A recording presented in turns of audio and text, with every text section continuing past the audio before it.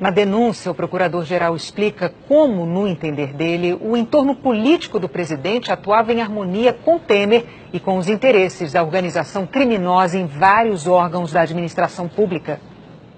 Rodrigo Janot descreve que Eliseu Padilha, Rodrigo Rocha Loures, Henrique Alves, Eduardo Cunha, Moreira Franco e Gedel Vieira Lima orbitavam em torno da liderança e coordenação de Michel Temer. Janot narra que os denunciados ora agiam juntos, ora se associavam em núcleos menores, subgrupos dentro de um grupo maior, que inclusive entravam em disputas internas. O procurador detalha a divisão da propina por personagens, grupos e órgãos públicos, ou seja, de onde o dinheiro era desviado e para quem. O Ministério Público diz que a Petrobras foi loteada pelo núcleo político da organização criminosa. Na prática, cargos estratégicos eram ocupados por indicados políticos para facilitar os desvios. A Procuradoria reforça que essa era a contrapartida pelo apoio do Partido Progressista e do PMDB ao governo. A denúncia diz que, quanto ao PMDB da Câmara, o ingresso na divisão dos cargos no âmbito da Petrobras aconteceu no final de 2007, quando a bancada do PMDB da Câmara de Minas Gerais, liderada por Eduardo Cunha e Fernando Diniz, articulou junto ao próprio partido e ao PT para obter a diretoria internacional da Petrobras. A negociação em torno do novo diretor não passou apenas pelas mãos de Eduardo Cunha e da bancada de Minas Gerais. Ele contou também com a participação de Temer e Henrique Alves, que deram o aval necessário. Após a posse de Jorge Zelada neste cargo em 2008, operações relacionadas à diretoria renderam, de acordo com Janot, quase 32 milhões de dólares a Eduardo Cunha, Henrique Eduardo Alves e Michel Temer. A denúncia também destaca que o primeiro pagamento no exterior foi feito em 21 de julho de 2010, apenas 6 dias após a reunião dos executivos da Odebrecht com Temer, Cunha e Henrique Alves, que se deu em 15 de julho de 2010 no escritório de Temer. O Ministério Público afirma que os pagamentos de propina no exterior somaram 20 milhões e 800 mil dólares, destinados a políticos do PMDB da Câmara de 2010 a 2012. A denúncia aponta também pagamento de vantagem indevida a Cunha, Henrique Alves e Temer através de um contrato no valor de 15 milhões e meio de dólares.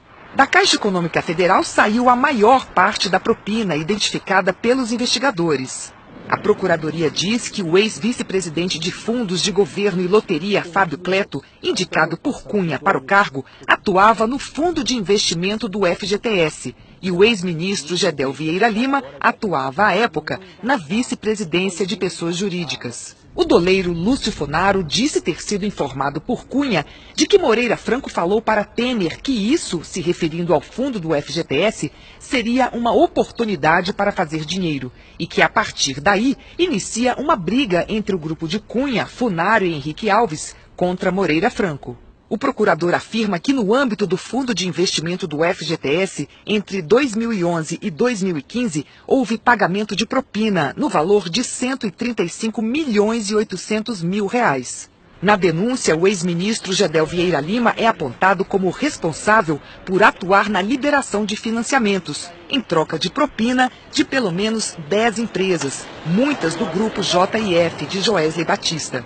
A denúncia diz que, ao todo, entre 2011 e 2013, Gedel liberou em torno de 5 bilhões de reais no âmbito do esquema montado na Caixa, juntamente com o apoio de Eduardo Cunha e Lúcio Funaro, responsáveis pela negociação com os empresários, e de Henrique Eduardo Alves e Michel Temer, que davam sustentação à manutenção de Gedel no cargo.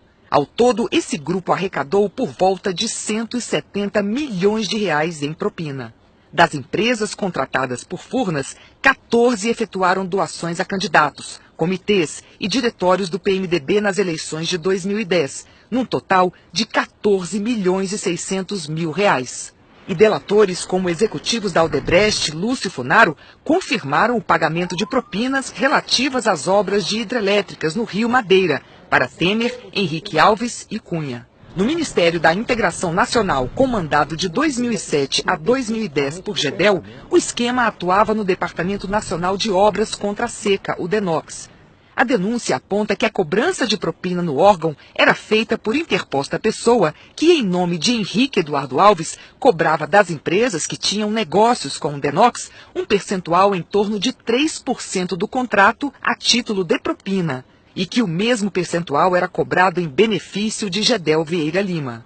As delações da Odebrecht são citadas pelo Ministério Público para explicar a atuação de Moreira Franco na Secretaria de Aviação Civil.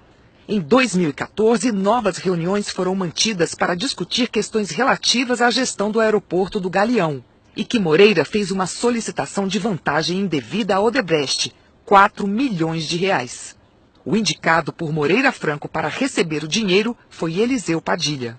No Ministério da Agricultura, o procurador aponta o trabalho de Temer pela nomeação de Wagner Rossi para o comando da pasta em 2010. E que, após Rossi deixar o ministério em agosto de 2011, Temer solicitou a Joesley Batista que pagasse uma espécie de mesada, no valor de R$100 mil para o ex-ministro. Foi Rossi quem apresentou Joesley ao presidente. Mais tarde, já com o ministério sob o comando de Antônio Andrade, hoje vice-governador de Minas, Joesley foi beneficiado por uma ação da pasta, liberando a exportação de miúdos bovinos, um negócio que rende US$300 milhões por ano. A denúncia aponta medidas legislativas em que o grupo atuou, que Eduardo Cunha convidou Joesley Batista para a reunião na residência oficial da Câmara, ocasião em que solicitou o pagamento de 15 milhões para garantir que o setor de aves mantivesse a sua alíquota. Diz ainda que a propina foi paga em espécie a Eduardo Cunha, que inclusive cobrou um adicional de R$5 milhões a Joesley Batista. Também sofreram interferência do grupo projetos sobre execuções fiscais de pessoas jurídicas, venda de remédios em supermercados, tributação de operações comerciais no exterior e até impostos sobre combustíveis para aviões.